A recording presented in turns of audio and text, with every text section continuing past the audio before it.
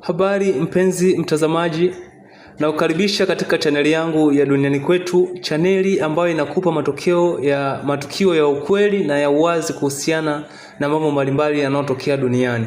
Sasa ili uendelee kupata taarifa kemkem kupitia chaneli yangu, na kukumbusha usahau kusubscribe ili uwe wa kwanza kupata kila video ambayo nitakuwa naiposti inayozungumzia matukio yanayoishtusha dunia. Sasa katika hizi siku za hivi karibuni, Irani iliingia katika giza totolo la kimtandao, ambapo viongozi wa nchi hiyo waliamua kuzima mtandao ili waweze kudhibiti maandamano makubwa ambayo yanayoivuruga nchi hiyo.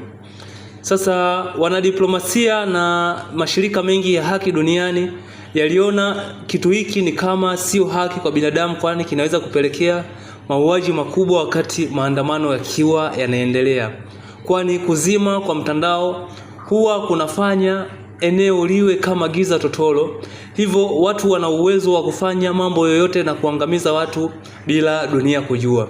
Sasa Elon Musk ameamua kuingilia kati tatizo hili la kimtandao, ambapo leo tarehe 12 ripoti kutoka vyombo vya habari zinaeleza kuwa vifaa vya Starlink vimeanza kuingia nchini Irani ili kwenda kufungua mtandao, ambapo mtandao ukiweza kufunguliwa wa Irani hawataweza kufunga tena tatizo hilo.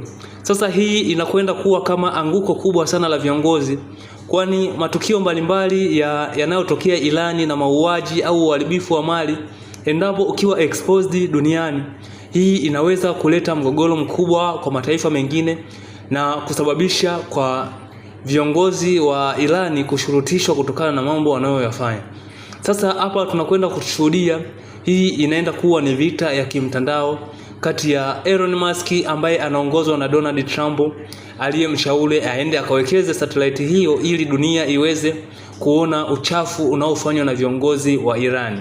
Sasa hapa naona wa Irani na wenyewe hawatakubali kwamba kila kitu kinachofanyika nchini humo kwa wakati huu wa maendeleo wa maandamano kiwe exposed duniani.